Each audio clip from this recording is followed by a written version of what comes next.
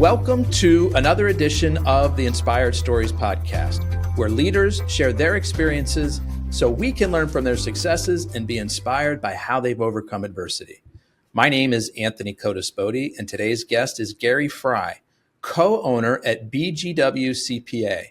They are an accounting firm in Charlotte, North Carolina, founded in 2006, focused on helping middle market business owners make money, save money, stay out of trouble, and have fun. Their proprietary process is designed to improve cash flow, reduce expenses, and lower financial risks for their clients. Now, Gary himself has an extensive background in marketing, brand development, and guiding business strategies. He co-founded the Anything But Typical podcast, authored Silence the Impostor, 7 Weapons to Silence Imposter Syndrome, and is credited by Yokohama's CEO for advancing market share and profitability. And before joining BGW, Gary transformed businessjournals.com from 3 employees into a $100 million enterprise and was named among Forbes magazine's best of the web. Now, before we get into all that good stuff, today's episode is brought to you by my company, Add Back Benefits Agency, where we offer very specific and unique employee benefits that are both great for your team and fiscally optimized for your bottom line. One recent client was able to add over $900 per employee per year in extra cash flow by implementing one of our innovative programs. Results vary for each company, and some organizations may not be eligible. To find out if your company qualifies, contact us today at addbackbenefits.com. All right, back to our guest today, co-owner of BGW CPA, Gary Frey. I appreciate you making the time to share your story today. Anthony, it's a pleasure. And with your company, man, we should be doing some business because it sounds like you're helping companies save money too, which is awesome. We'll talk more about that for sure. Yeah. So let's start by highlighting just some of your many career successes. As we talked about there in the intro, you helped turn bizjournals.com from a small team of 3 into a 9-figure success story. What role did you play in all of that? Well, it's funny. You say about successes, and actually it's probably more of my failures where they have been more defining for me. This was another one of those deals where it was one of the most serendipitous, amazing conversations I've ever had that led me to become president of bizjournals.com. I was at the time working for Bank of America and heading up business marketing for Bank of America, bi-coastal teams, San Francisco and Charlotte. And my boss said, "We've got a great promotion for you. We want you to move to San Francisco and lead from there and start infiltrating and impacting the culture." I'm like, well, who am I, to be impacting the culture of these guys that just bought vineyards, off this deal? Like, I don't know about that. And even though I was out there every other week, when the reality hit, I'm like, I don't know that I can see my family in San Francisco. It was so far away from any family. We had, most of our family in the Midwest and the South. So we had nobody out there. And then to think about moving my kids, which were in junior high and kind of middle school at the time, like, I'm not seeing this. But I had no really options. And I was speaking at a deal in New York for the American City Business Journals. They had this collection of 41 business journals across the country.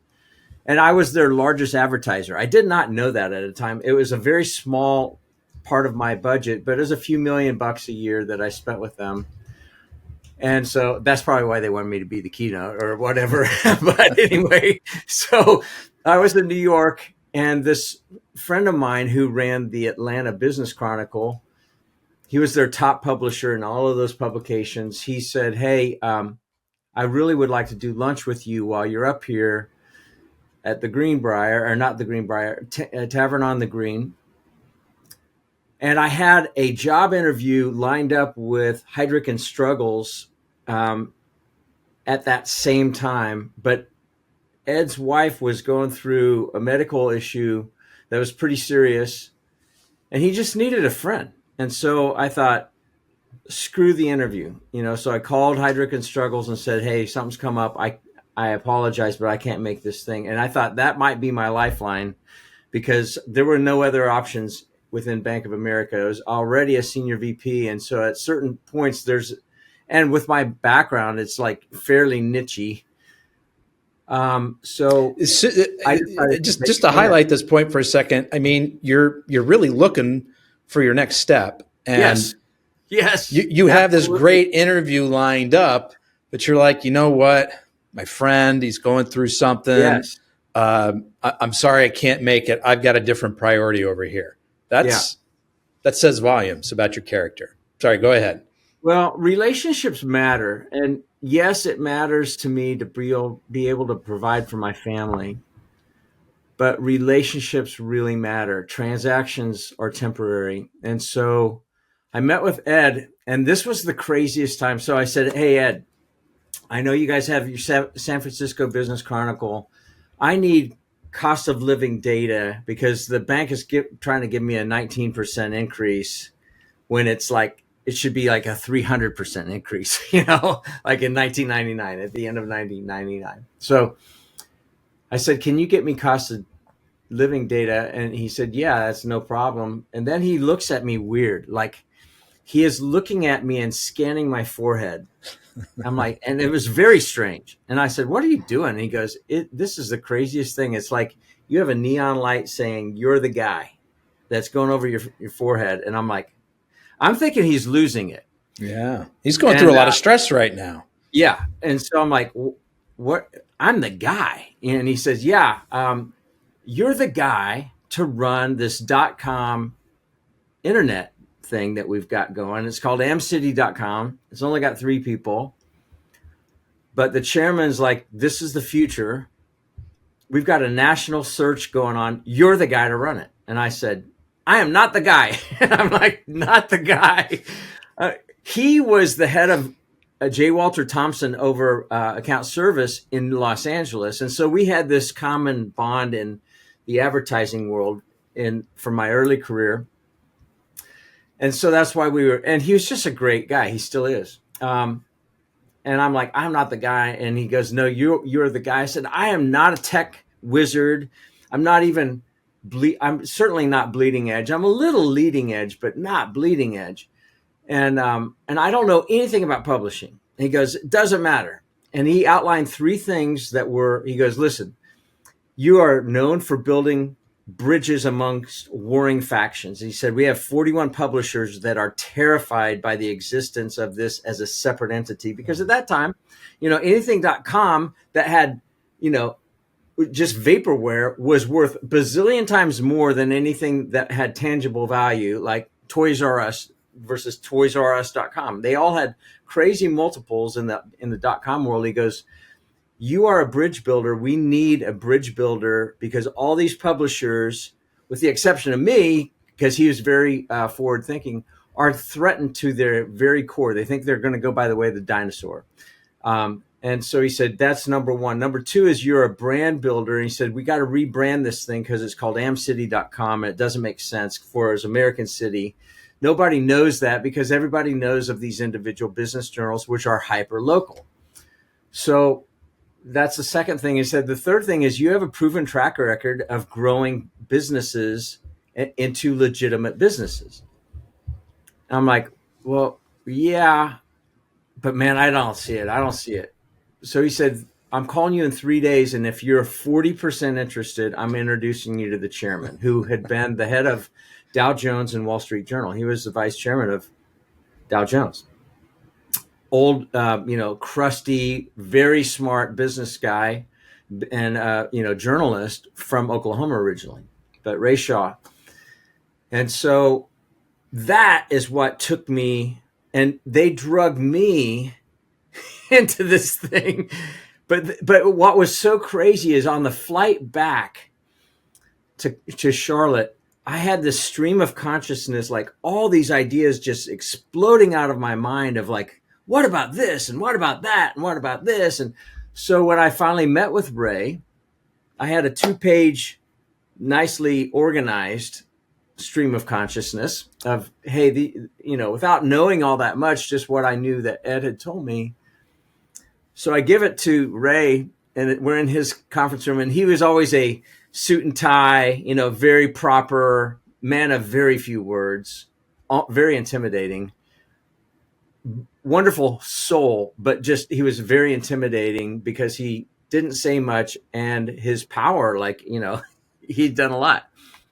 And he's reading this thing, and I'm thinking, I need to leave because this is going to be embarrassing. I'm thinking I got to hit the door.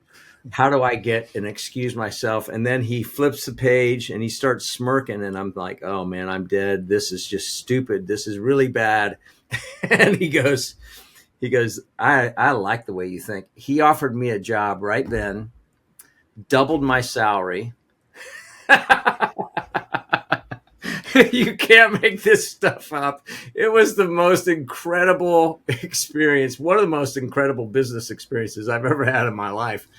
And then we experienced some really crazy stuff during that .com boom and bust. We didn't bust, but we invested $1 million into a company that was a competitor that was burning $40 million a year. They were out in San Francisco, didn't even have $1 million top line. And they sold for $225 million to NBCI. Wow. It was just the most crazy. Those were the days, huh? To be alive, I felt like. And I thought, I questioned whether we were sane, because all of these other people, like the sock puppets, of pets.com and all that, they were blowing money like it was water. And we were running fiscally conservative. And I just maybe we're screwed up. And Ray called it. He said, man, this thing is unsustainable. It's going to blow. I think he called it, he said, it's going to blow in March or April of 2000. He called it to the month when the .com bubble burst. Yeah, for those listening who maybe aren't familiar with the timeline, what Gary's describing in kind of the late 90s, everything internet was hot. Toys.com, the valuation was way higher than ToysRUs.com, which had much better sales. And then, come early 2000, the bottom just fell out. All these overvaluations, just everybody sort of came to the realization at the same time that, and everybody was cooked. A lot of businesses shut down. The market dropped. Sorry, go ahead. Yeah, a few people did well. Timur and Keith Belling, who were running that company, they did quite well, but most of their people did not, because they didn't survive. And so we ended up cutting a deal with Microsoft after we had a deal on the table with allbusiness.com. And that was the company that we put $1 million with. And great guys, but it was just crazy money, which makes me wonder, I still Bitcoin blowing up to $100,000 a coin and then down to 77. I can't wrap my head around it. I have friends that have made money in it, but it still feels like vaporware, so I just don't, and I believe in the technology, but I just don't know. So what was the strategy there at Biz Journals? How did you grow it so quickly? Well, the demand was there, but what we did is we partnered with with our local business journals, which were part of the same family and umbrella, and we worked out win-win pricing and to where they could make money. So it wasn't like winner take all. No, we're part of the same family. We're drinking from the same trough. So that's really important. And then understanding that really content was king, and it still is. Distribution is really important. All we did is we opened up distribution in a big way that they didn't have. So now all of a sudden, San Francisco Business Chronicle, anything that's running out there that could apply to RTP because of the tech scene, or down in San Antonio, or Austin, Texas, which we had an Austin Business Journal. All of a sudden, these stories are cross-pollinating, And so I think that was really the thing. We just needed to listen to these folks, find a win-win situation, which was why we ended up rebranding to Biz Journals instead of something else, something that didn't relate to them. We needed to tip the hat and show, hey, we're part of the same thing. Even though the company was structured separately, in case, I think Ray wanted to, like, hey, in case we want to go IPO or whatever, because everybody else was doing that. And we elected not to. And then after we did the deal with Microsoft, it wasn't but a few years, and Ray said, take your money back. I want my independence. And so, which was really interesting. So he took the company back. Yeah. Bought it back. Yeah. Yeah. And so when did you wrap up your time there? 2001. I think it was probably April or May of 2001. I had merged two companies when I was at Bank of America and coaching these two business owners separately. And I'm like, hey, you need to know him and he needs to know you, because they had strengths where each other was weak. And I thought, man, you guys would be great together. And they were. And then they came and said, hey, why don't you be our third partner? And I'm like, no, been through partner embezzlement. I ain't doing that again. So, I said pass, but then after we sold to Microsoft, 20% of the company, they came back and said, hey, we'll give you a third of the company free and clear if you come in and be our president, because they had bought a building together. They hadn't occupied it yet. They were, in the process of upfitting it, and they were in two separate buildings, and they knew enough that, hey, there's no real such thing as a merger, because somebody acquired somebody and somebody's got the dominant culture. And they really wanted to do what they could do to avoid that situation. So they said, hey, we know Gary. We trust him. Why don't you be the president? And then when we move in, like, hey, it truly is a merger. Like, okay. And so I elected to do it. I took a pay cut. And Ray tried talking me out of it. He said, man, I'm afraid we're going to go into a recession, which he called it. He called that one too. He didn't foresee 9/11. And I was in New York on 9/11, actually trying to sell our company to a large holding company. And the night before, and then the next day, the world changed. Wow. So that's where I was. So I went and took that, and Ray said, well, I want you to consult with me for a year at any time. And he was very generous in doing that. And my partner said, yeah, go for it, as long as you can still do your job here. And it was a really interesting and cool time. And I never thought I would leave that place either. And then after 9/11, we were still doing okay. And then I had one of my partners had a son that was dying unexpectedly, and still was a mystery to Duke University Hospital. Normal little kid until about 3, and then just started regressing. And he had kind of a meltdown. And so we ended up having to split the company, and I had to go do something, which is what took me to Cleveland, Ohio. You don't recommend that move from Charlotte to Cleveland. I'm just saying. Hey, as an Ohio boy, a Northeast Ohio boy, I'd like to say I take a little offense to that, but I can appreciate the desire for better weather. Wonderful people. The weather just stinks, and the taxes are way too high. Yeah, I can't argue with you on either front there. But you've touched on a couple of things, and I want to kind of connect the dots, because when I asked you about the success at Biz Journals, you kind of laughed and you're like, I think I found my failures to be a lot more defining. And then you also mentioned something about partner embezzlement. Yeah. So I think there's probably some dots to connect and some stories to share here. What's that all about? Well, so I started my career as a graphic designer, and I had a job offer after my internship, my sophomore year in college, and I had to do a portfolio review before going back to Kansas State for my what would have been my junior year, and because I was on a full ride scholarship called the Putnam Scholarship, and my advisor said, Gary, you got to take this job because I can't get grads placed, and this guy's really good. And so being mentored, and she said at the end of the day, all you have is your portfolio. That's it. That's all people are buying is your portfolio.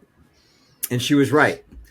So I took that, and I was brought in to do my first turnaround when I was at the ripe old age of 28.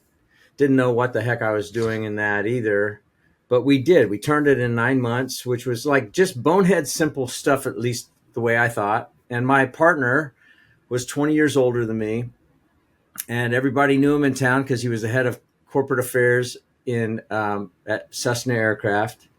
And Wichita, Kansas isn't that big of a city. And so I thought, man, this is the deal.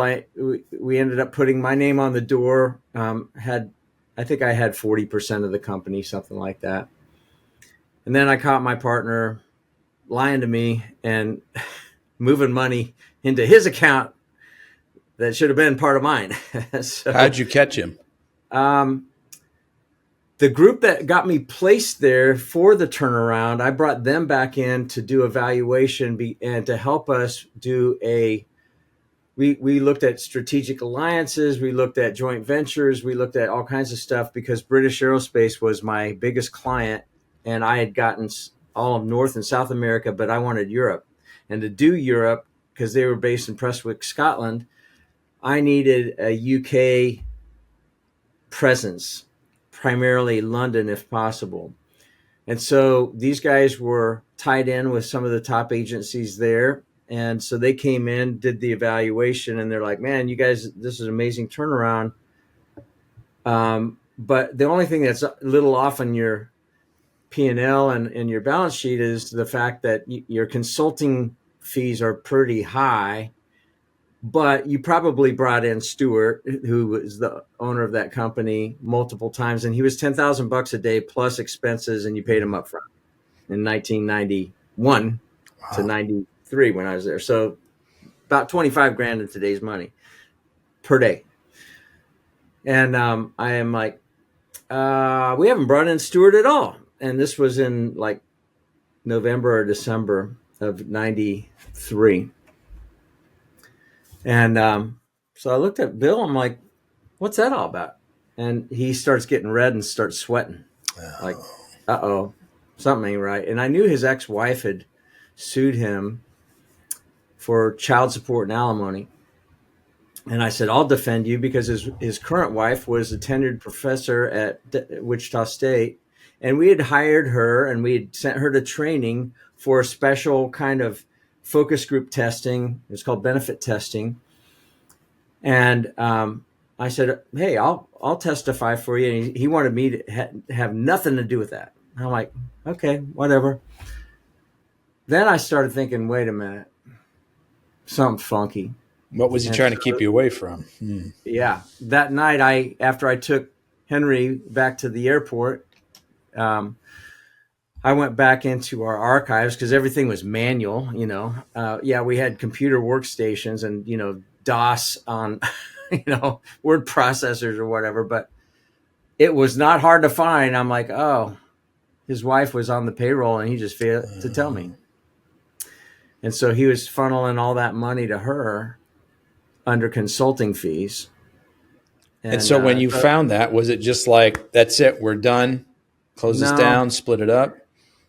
So I went to my neighbor who did our buy-sell agreement, and he was part of the largest law firm in all of Kansas. And he was a litigator, but did, big stuff, against big companies. And I said, hey, here's what I found. And we were running buddies, so we'd run it in the mornings together. And he said, I want the whole deck. I want copies of everything. And so he went through everything, and he said, he goes, listen, the way that we structured the insurance on, he goes, he is the primary beneficiary, not the company and whatever. And he said, you're actually in danger. And he said, what worries me is, you get a cornered animal, you never know how they're going to respond. So he said, if something happens, I'm sending this deck to his ex-wife. But he said, we can't represent you. If something happens, yeah. What was the implication there? Something happens to your safety? In case I got killed, Wow. This was when the firm had just come out too, which was terrifying. But he said, desperate people do desperate things. And he said, you never know. He goes, so I'm like, man, what am I going to do? So I'm a very transparent person, and all of a sudden I'm very reserved. And so Bill's like, hey, what's up? It didn't take long, a couple weeks maybe. And I said, hey, I know exactly what you've been doing. And man, he came at me like a raging rhino, man. Okay. I mean, and had, it's none of your damn business and blah, blah. I'm like, well, it is my business because 40% of it's mine. It's like, it's absolutely my business. You lied to me. Well, I'm good. Okay. Well, I'm going to change. Okay. So I said, I forgive you, but man, trust has been very deeply damaged. And then I told our internal CPA, and we had an external CPA that was his sailing buddy. I said, listen, if any funky hanky-panky starts happening with these numbers, I need to know about it. And it wasn't long after a couple months, she came to me, shut the door, crying, and said he took his wife off, but he just jumped his own salary by that same amount and didn't tell you about it. I said, okay, well, I'm done. Thank you for letting me know. And so that's when I became very earnest about, okay, I got to leave. I can't stay. And so that had to be painful. This is a guy who was your partner. You trusted him. And I don't know how you found it in your heart to forgive him the first time. I don't know if that was more out of fear or more like out of I think he's actually changed. No, I didn't know that he had changed, but here's the fear that struck me more than would this guy try to kill me. The fear was I saw how he made incremental adjustments of justification. Because his ex-wife, when they went through a divorce, she was worth a lot of money and he wasn't. And he had his company structured as a C Corp. I don't think even S Corps were invented yet. And so he was paying her alimony and child support based on the gross receipts of the company, even if it wasn't profitable. And so and there was no money when I was brought in. He didn't have the money to go bankrupt. So when we turned it, I think he was like, I'm going to show her, and I was just monkey in the middle, and I got caught in the crossfire. But it was damaging. Obviously. But the scary part was I thought, we are all capable. I am capable of the same justification that could have ruined his life. If I would have outed him, it would have destroyed him. It absolutely, because I think he perjured himself too, because he was under testimony of what was going on. I'm confident he perjured himself with his ex-wife. Now he's passed away since then, and she probably has too. I don't know. He was 20 years older than me. Was there a thought in your mind to do that? You've got to be furious. There has to be a part of you, I would guess, that wants to take some sort of action or a little bit of revenge flair in there. Here's what I learned, and I've had it ground into me even more, because that was just nothing compared to some of the other stuff that we've gone through where we had to forgive. And that was child's play compared to the other things that we've been through. But what I found is if we refuse to forgive, we will also be unforgiven. If you just go to the Lord's Prayer, man, it's pretty clear. But even if you don't believe that, it's a fact that bitterness will rot you from the inside out. It will rot you from the inside out. And so what good is it it's like drinking poison and hoping it kills somebody else. That's what it is. That's what bitterness and unforgiveness does. It's like drinking poison and hoping that it kills somebody else. And it won't. It only kills you. And then it has a ripple effect on your family and everybody else around you. So I knew I had to forgive. And it doesn't mean that forgiveness is easy. It's not, because it's an emotional thing. Yeah, you want to string the guy up, but you must choose not to. Because I also realized I am absolutely as capable of doing the same justifying the same stupid stuff that he did. We're all capable. Say more about that. What do you mean that we're all capable? You think you could have pulled the same kind of shenanigans that he did? Oh, I absolutely think so. I mean, because what I have seen is ends justifies the means mentality is so dangerous, but we can hoodwink ourselves and believe a lie. We can believe a lie so fast, and it usually doesn't happen like kaboom, you go 180. It's incremental steps. And before you know it, you are 180 degrees pointed in the opposite direction of where you wanted to go. But they're very slow. They're very insidious. And I've seen this happen many, many times. And so it's a warning. Like if we think it could never happen to us, watch out. How do you guard against it? Because this is an interesting sort of thought pattern here to kind of go through, because I've known some guys, knew them pretty well, that ended up getting themselves in trouble with the law. They spent some time in prison. Yeah. And from our circle, there were some people really casting stones, like, oh, look at those guys, like terrible people. Yeah. And I've always wondered, because I don't know them to be terrible people. Like I've known them and I've known them well, and good people, smart people, and I've often wondered exactly what you're talking about, Gary. Is it more like that they made this decision just a little bit in the wrong direction, and it led to this, and rather than like starting here and being like, oh, I got this devious plan that I'm going to do, and you seem to think that it's more of the former. It's sort of like a little bit of like these incremental things that then lead you to this dark place. Now, there are psychopaths and sociopaths, and I actually worked for one that was a sociopath. I didn't even know what it was until everything blew up, and then we realized this dude is a fraud and everything that he says is a lie. Like, wow. I don't know. I think there are some people that come out of the womb, what about Charles Manson? Like, I mean, dude, that was one evil dude. Or Adolf Hitler, like one evil dude. I don't know.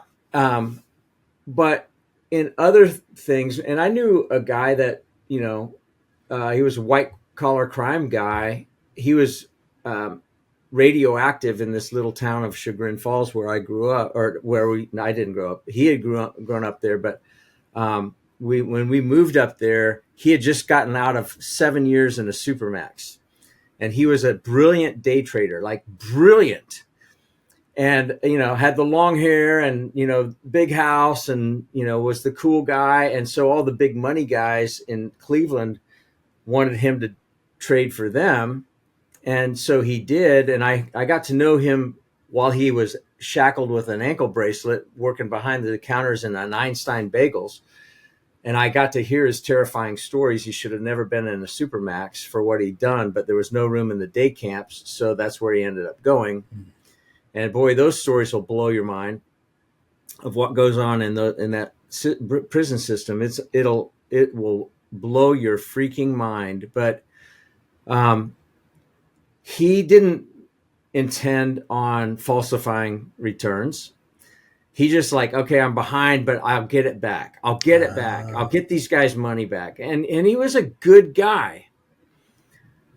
But they lost patience, and they had clout, and man, they threw the book at him, and FBI came in, and first SEC, but then FBI. And then before you know, he's carted off to jail and to prison in Pennsylvania, and wife leaves him and his son disowns him, like came out with nothing, and I heard his stories.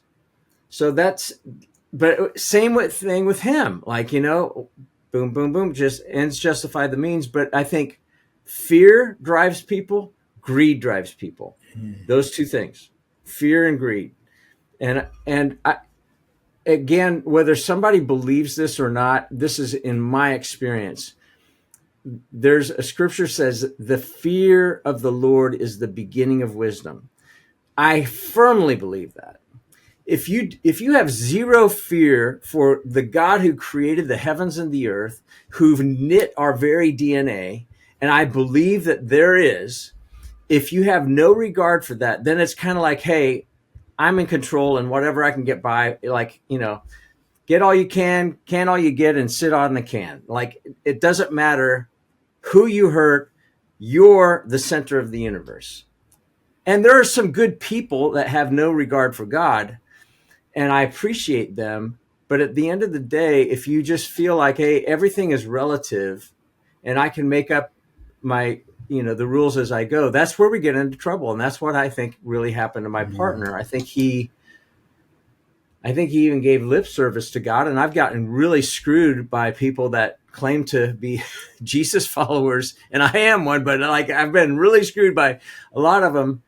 So it doesn't mean it's your theology. It means your heart, and like, what are you doing with it? And so we can deceive ourselves. And that was, again, the thing that scared me the most. I'm like, man, the heart is deceitful above all things, and who can know it? And that's not to be a woe is me, I'm awful. No.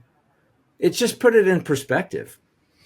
So you had this one partner issue, and you mentioned that it is child's play compared to some other things that happened to you.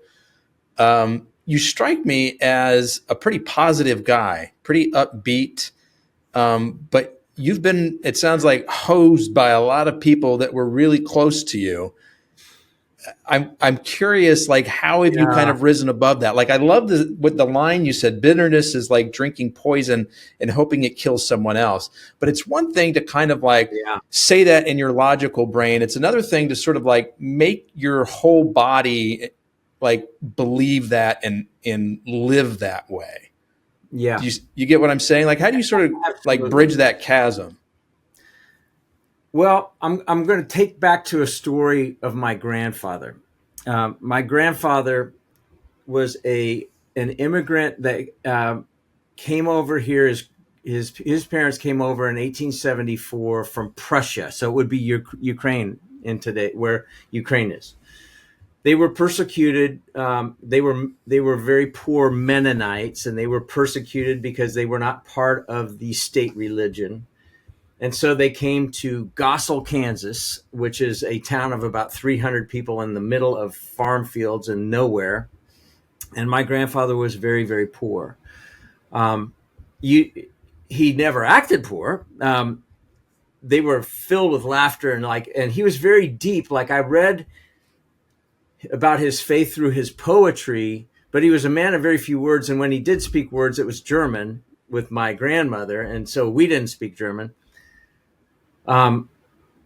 But he had a glass eye, and the glass eye would even move. And so as kids, we were always trying to figure out which was the glass eye. And the reason he had a glass eye was because he and a guy were gathering chickens. He was selling chickens to this guy, and they were in the chicken coop, and this guy swung a chicken hook, and it accidentally shattered my grandfather's glasses and took out his eye. And I remember my father telling me, because we asked about these questions, as kids, like, which one's his eye and how did that happen, blah, blah, blah. And my father was somewhat bitter about it because people said, you need to sue this guy because he didn't have the money for his hospital bills. And it took him forever to pay his hospital bills. And they're like, you need to sue this guy. And he's like, I can't, as a Christian man, I cannot sue another man. yeah, but it's just the insurance company. You need to do that, Ed. Like, I can't do it. And so I remember that story because he died so poor.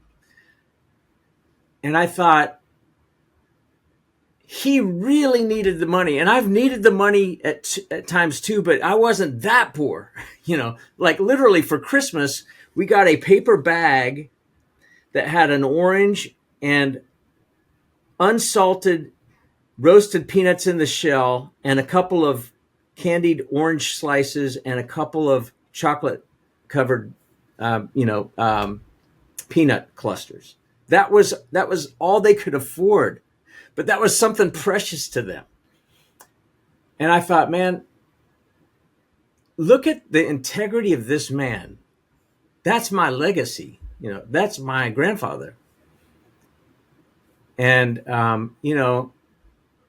so yeah. So for you, it helped a lot to kind of understand the flesh, the gene pool that you came from, and say, I identify with that, and I want to be emblematic of that. And even more so, it was what are the stories I'm passing to my children?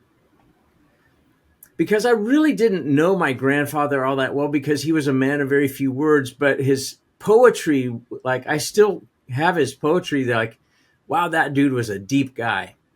But I saw what he did. I heard about it from my father. I didn't even talk to my grandfather about it. He probably wouldn't want to talk about it. But then I thought of the impact it had on me a generation away from that. What's the impact of my own children? Because they had to move across the country when they were 3 or 4 and 7 at the time. And completely disruptive, and, yeah, we've been through a lot of betrayal. When we moved to Charlotte, 6 months into the gig, I get fired. I delivered a $2 million account and the guy owes me 30 grand. And I'm like, dude, like, what? And he said, so sue me. And he knew I forgave hundreds of thousands of dollars of my other partner. I had a couple grand to my name. That was it. 2 little boys at home with my wife. And I was destitute, and I knew within the first week after moving here, because the head of account service and the head of our business office came to my office and shut the door and said, you have no idea what you walked into. This guy's abusive. And I'm like, what? I helped you win business. I thought I had done a very good job of due diligence, flew him and his wife out to Kansas and came back and forth out here to help them win some business. And then all he really wanted was my $2 million account. That's all he wanted. And I'm like, well, I asked you specifically, is there anything I need to know? And you all said, no, you are all silent. And I said, why? What about that? And they both said, we were told if anybody squirreled the deal, they would be found out and be fired immediately. Oh, great guy. Son of a Baptist pastor.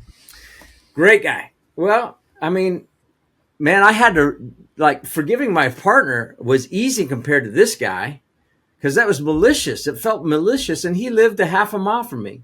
It took me I really had to get very intentional about forgiving him. Anytime I saw a green Bonneville, like what he drove, my heart rate would just jump into my throat, So how did you do it from a practical standpoint? How do you work through those feelings?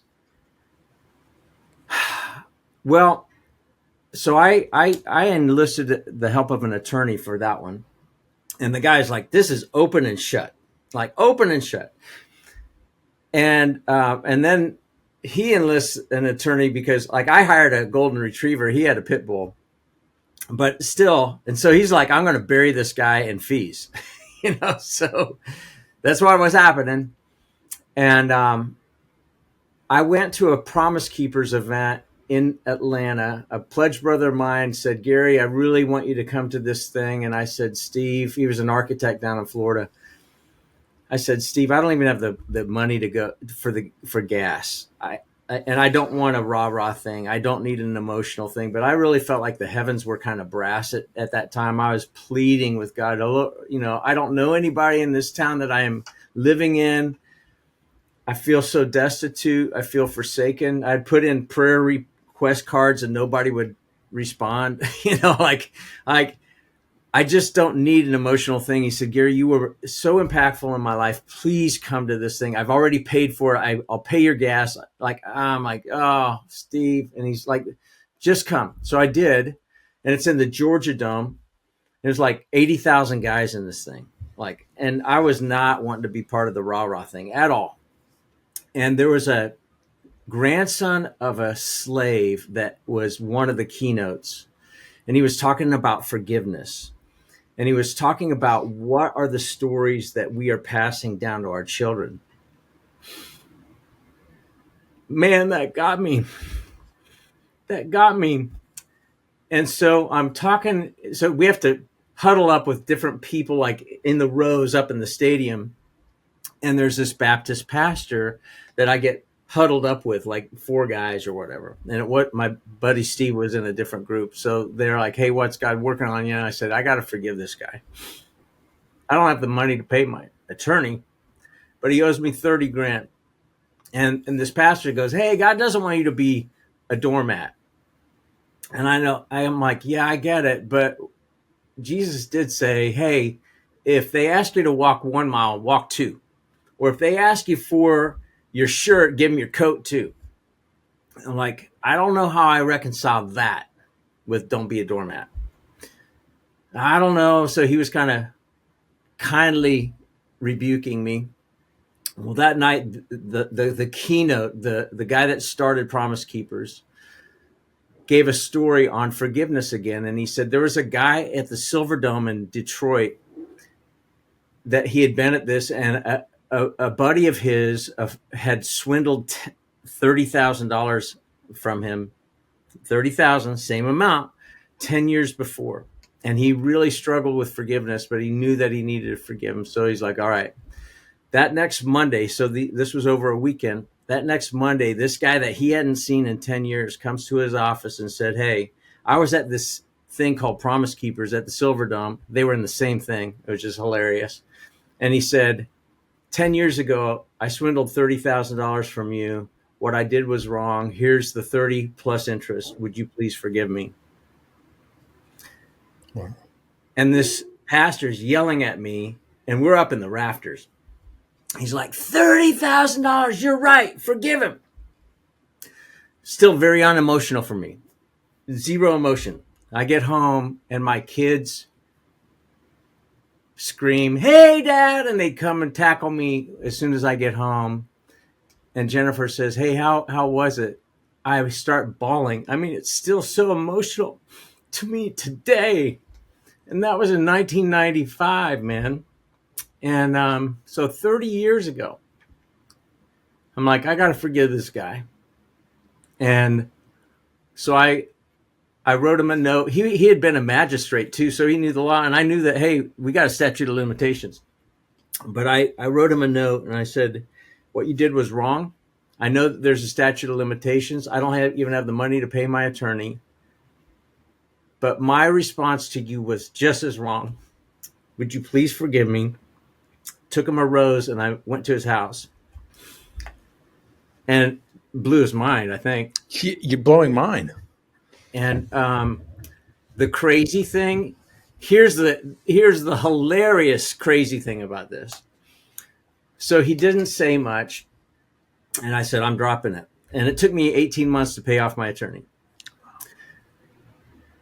Our kids got put on the same freaking kids soccer team. So now you got to see this guy all the time. All the time. And then Sunday afternoons, I'd take our kids and other dads, and we'd go play at the Harris Y with kids. And Mark would show up with his kid. I'm like, but you know what? I don't want to be his friend. I don't want to hang around him, but I've forgiven him. Doesn't mean I have to like him, but I've forgiven him, and I'm free. I hold none of that against him. I kind of want to recap a couple of things here, because this is a pretty phenomenal turn of events. So you're at this Promise Keepers event, no emotion at the None. time. You're not a rah-rah None. guy. You're there. You're sort of taking it in. Nothing's kind of going on inside. No. Something triggers, though, when you get home. And Yeah. maybe it was being around your family, being around your kids. What kind of legacy, what kind of story am I showing, to my kids? And then the emotion comes out. Yeah. And I've got to forgive this guy, which Yeah. that in itself is a tremendous breakthrough. But then what you did next is you wrote him a letter and took him a rose. And in that letter, you asked him to forgive you. You weren't going to him specifically to say, and maybe this was part of it, to say, I forgive you. You went to him to ask for forgiveness. Yeah. Yeah. I needed to be free. And the bitterness was killing me. Wow. It was killing me. And it was justified. That's the crazy part. That's the crazy part about bitterness. It's justified. What he did was wrong. And I said, what you did is wrong. But my response to you was just as wrong. It was, where you want to rip the guy's throat out. I mean, that's not a good thing. That's not a godly perspective. And that's why I say, I think we're all capable. Because if you've ever had rage and an emotion of rage or revenge, guess what? All you got to do is just take it out to its farthest extreme, and we're all capable of anything. Just take it to its furthest extreme, and we're all capable. You would hope that we have governors and restraints that would keep us, in a moral equilibrium. But sometimes those things snap, man. And, but by the grace of God go I, quite frankly. That's a tremendous story. Gary, I want to kind of shift gears now and talk about kind of the reason and the way that you and I were first connected. Oh, yeah. I had the pleasure of interviewing now a mutual friend, Tana Green from My Work Choice. Yeah. Has a tremendous story. And if anybody's listening, watching this, and they haven't heard Tana's story, you need to go and absorb that after you're done here. But with several of my guests, Tana included, we end up talking about this idea of imposter syndrome. And even people who are very successful doubt themselves and say, yes, I'm kind of a fraud. Like, if people only had any idea of what a mess I am inside, how uncertain I am of myself, they may see the car, they may see the house, they may see the office building that I walk into, but man, I question myself every day.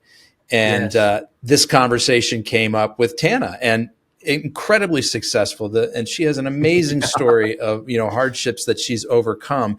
And I love the fact that her company's huge, like thousands of employees. Yeah. So everybody and she's a great ball of energy. Everybody would look at her and, Tana's got it all going on. Like everything just flows for her. And she admitted, she's like, no, like imposter syndrome every day. She's like, I had it coming into this interview. Like, who wants to listen to me kind of a thing. And so we started talking about that more. She's like, you need to meet the guy who literally wrote the book on imposter syndrome. So I want to hear about what was the motivation, the inspiration for writing the book, and what are sort of the core lessons inside of it. Yeah, in a nutshell, I always thought if I was ever going to write a book, it was going to be called Sleeping with a Rhino, and it was going to be about the embezzlement and the terror of that. I always thought, because it was so crazy, the stuff. But when she told me, because I knew her first, and she gave me her book called Creating a World of Difference. Anybody get it on Amazon? It's incredible. Her story is really amazing. And it took tremendous courage for her to do that, which is why I wear a courage t-shirt anytime I'm talking about imposter syndrome. But she said, Gary, I don't know what I'm doing. And I laughed and I go, Tana, at the time she had 10,000 employees.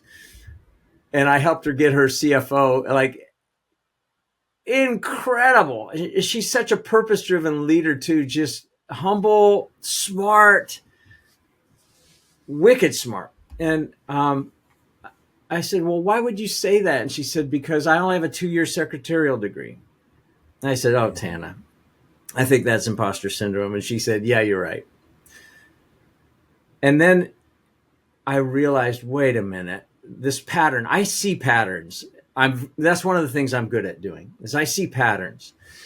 I'm like, that is a pattern with pretty much every CEO that I've brought into our company, because we serve privately held businesses and their owners, or that I've mentored, or that I have coached, or that I've walked alongside that had the humility to drop their guard. They all said the same thing. And here's the deal. They look at everybody else in their peer group, and Tana's, her peer group is Women's Presidents Organization, WPO. A lot of, you have to meet a very high bar to even get in this group. But we can judge ourselves, and we look at everybody else's show reels, and then we compare our behind the scenes reels with everybody else's show reels. Well, it's an unfair fight.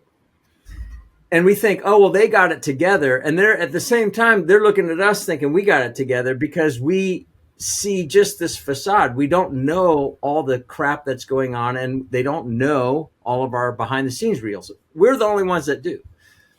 And so that's when I was like, I got to write this. And it's not because I'm a clinical psychiatrist. I'm not. I'm a college dropout, so like I have been through this, though. I started feeling these feelings and thoughts of inferiority from the time I was probably 10.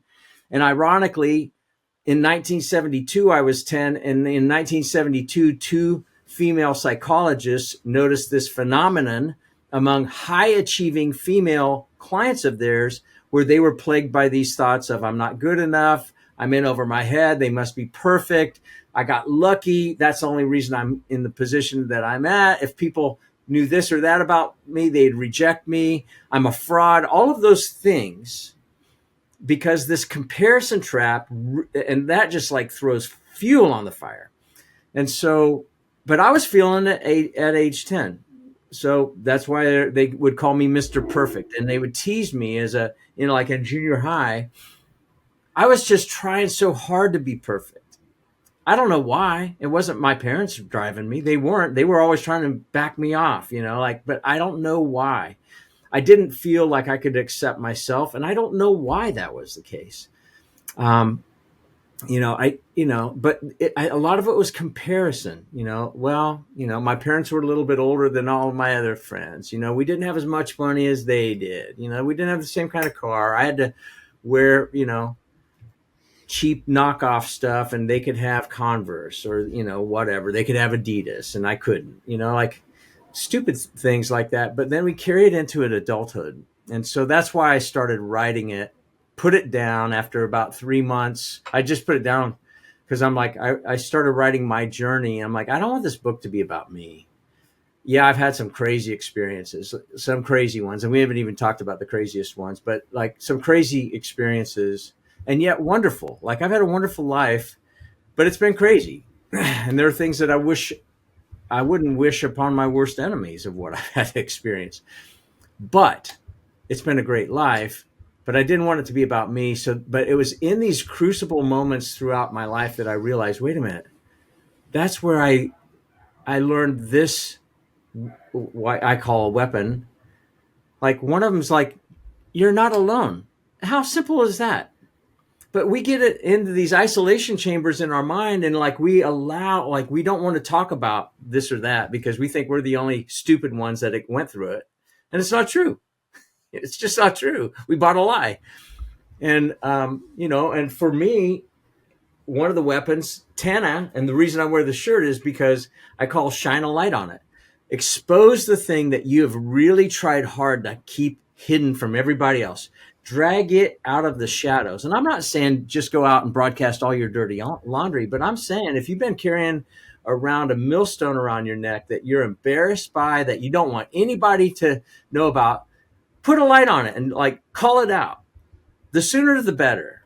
For me, all of my jobs were master's preferred, bachelor's required. And here I am, a college dropout. I got circumvented by HR. Like people were always circumventing HR to get me into the roles and positions that I've had. But that was an albatross. Like I couldn't talk about it at Bank of America. I had MBAs from Northwestern working for me, and here, they or Yale. Like they'd be talking about stuff, and then all of a sudden I gotta get real quiet. I don't want to be found out.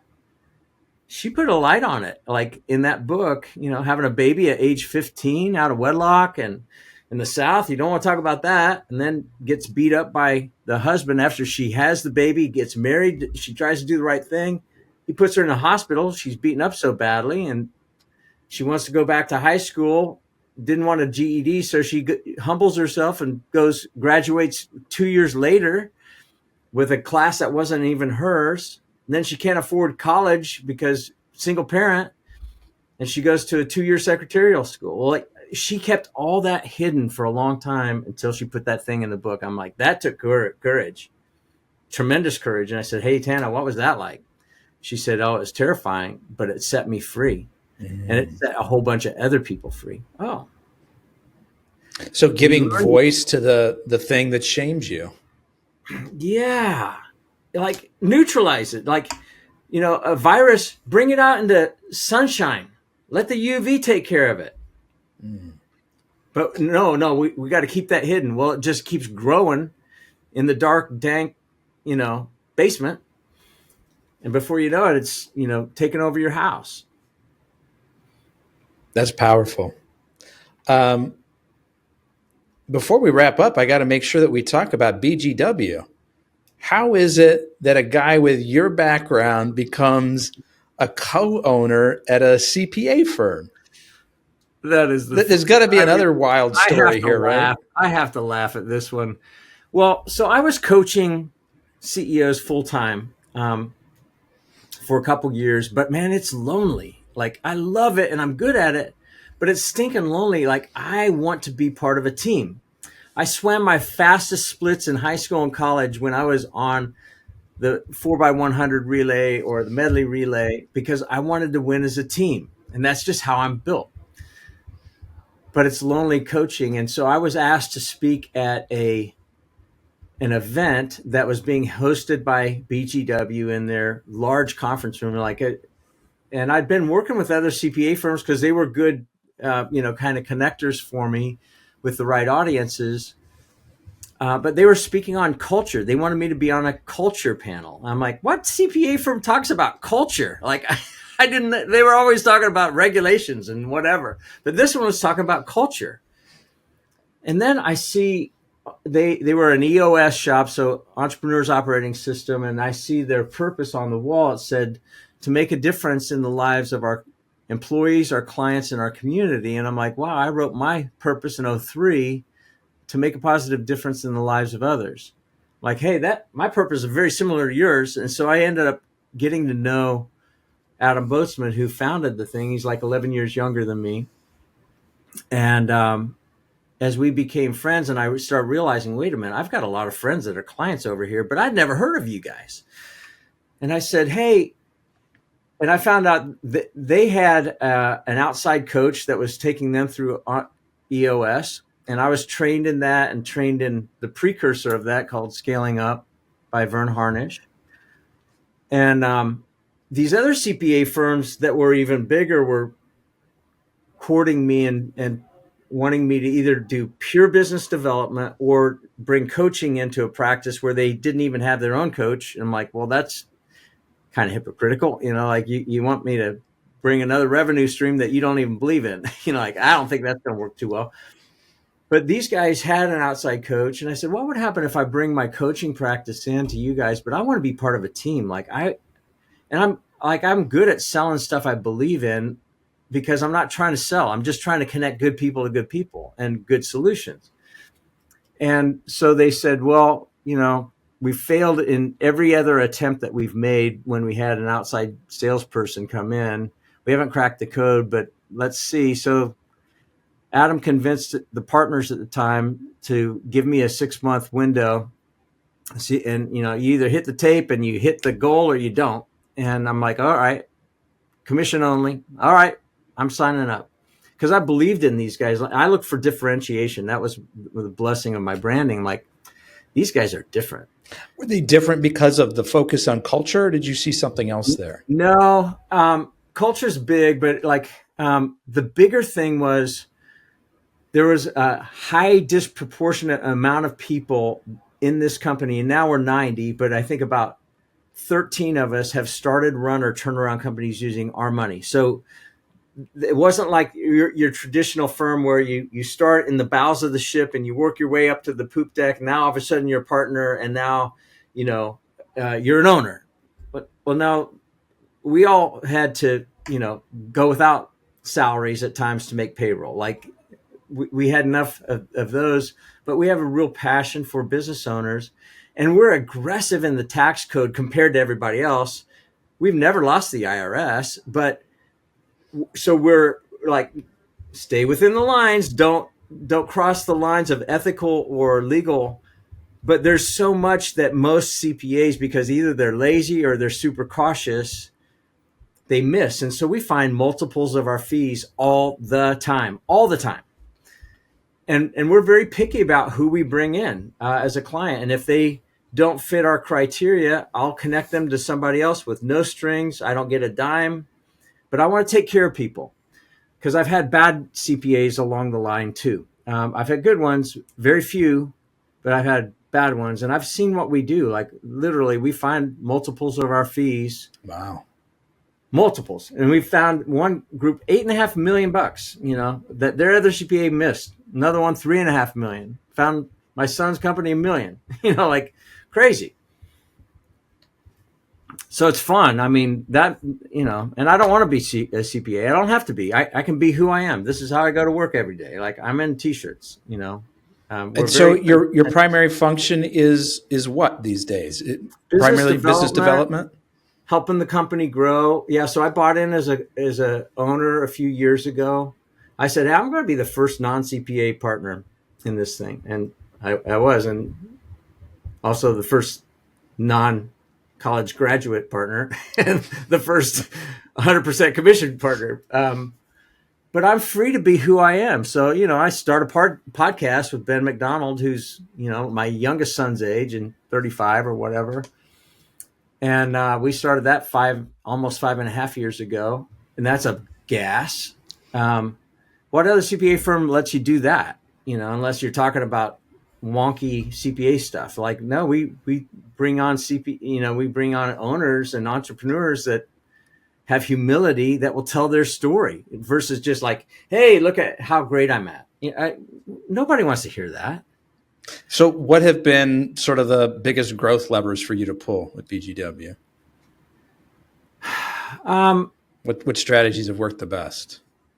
Oh, there's a lot, man. I mean, right people in the right seats. So I'm a big Jim Collins, good to great guy.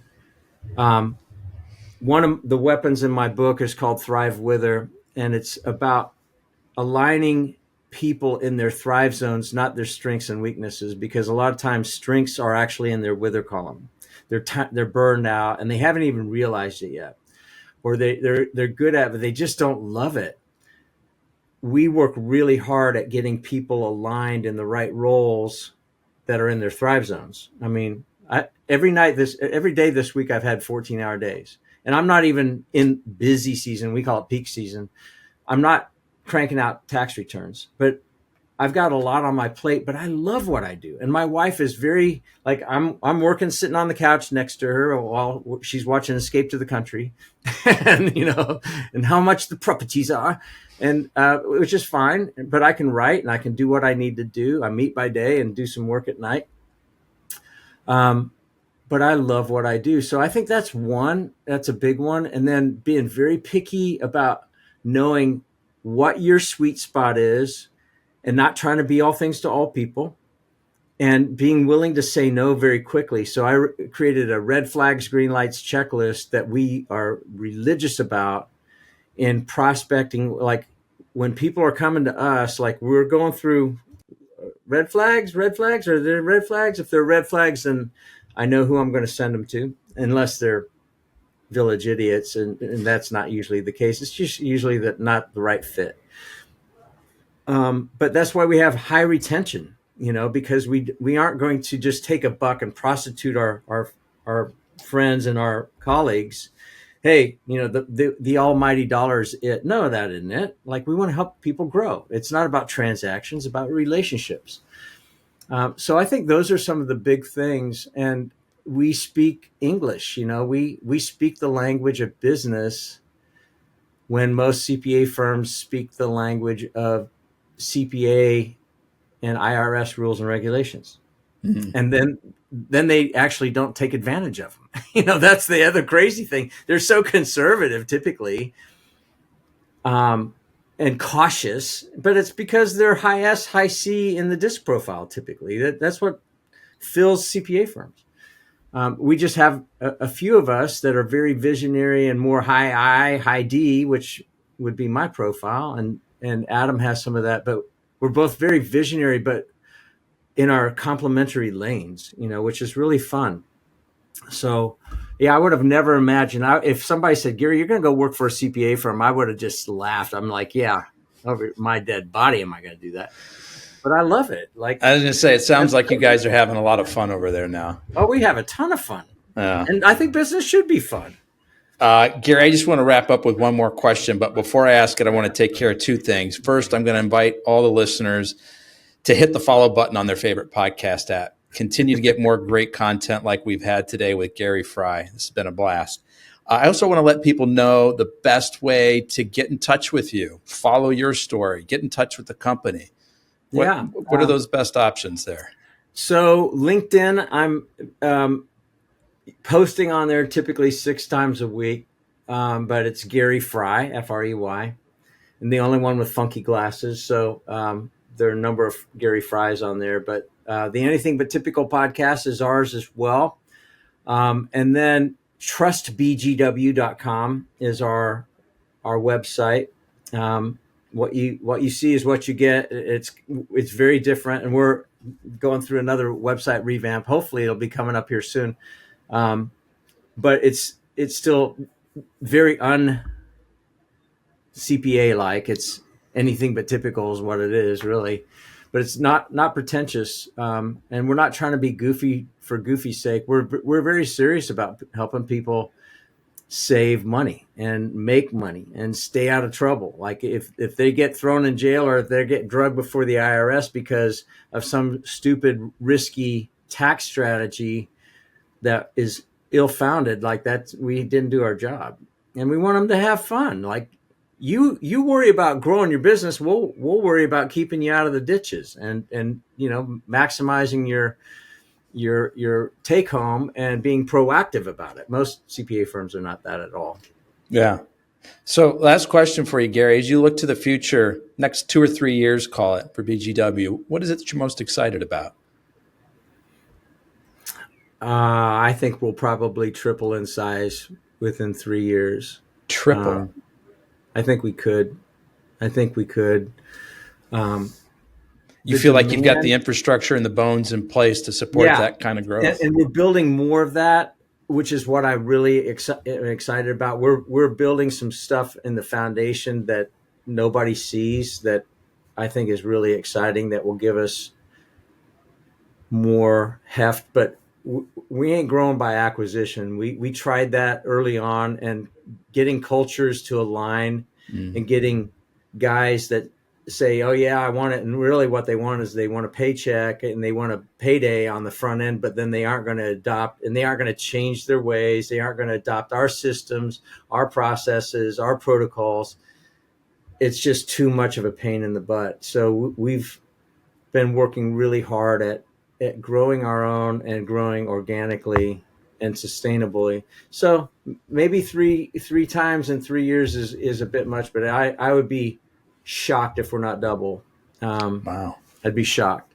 You mentioned that there are some things kind of going on like that people don't see. Are you able to give voice to any of those things, or that's kind of under wraps? We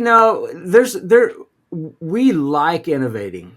And so we're dabbling with some AI type stuff and things where we can automate and allow our people to use their best and brightest versus a bunch of data entry and stuff like that. So there are those kind of things going on. And, we've got some partnerships that we've been formalizing that I think bring tremendous value. Like when ERC came in, like PPP, we helped it. We brought millions and millions and millions of dollars of stuff to companies and helping them, but it burned out our people, like, because we were working round the clock, it seemed like. And so when the ERC money, employee retention tax credit, came through, Adam's like, Gary, you got to find a conservative, like we want to go super conservative in that, because there were a bunch of flim-flam men that were popping up all over the place, dangerous, quite frankly. So we partnered with a group called ERC Today, and they're like the second largest in the country. And we knew it was going to be a short window, but we helped so many clients save a ton of money. We became a big funnel for these guys, and we got residual income as well. We normally don't partner to get any sort of income, but it was all transparent, and we negotiated great fee. I think whether you like Trump or not, like, he's a negotiator. I think he would have been, you guys negotiated really well for our clients. And like it was a triple win, like everybody won. And so I think those are the kind of things that I'm always looking for. I'm always looking for, what can we do to bring to our clients something that means something and is valuable to them that other people can't or aren't bringing to them right now? And are there ways that the partner organization wins, and are there ways that we can win last? Like, we want to be the last ones to win. But it's like an abundance mindset. It will serve you well. A scarcity mindset where you're in competition with everybody will not serve you well and won't serve your clients well. Gary, I want to be the first one to thank you for sharing both your time and your story with us today. It's been a lot of fun. Thank you. Thank you, Anthony. What a pleasure. I mean, I didn't expect some of these, and I certainly didn't expect Promise Keepers to come up, but it is what it is. I'm honored that you were comfortable enough to do that. Well, folks, it's been a wrap on another episode of the Inspired Stories podcast. Thanks for learning with us today.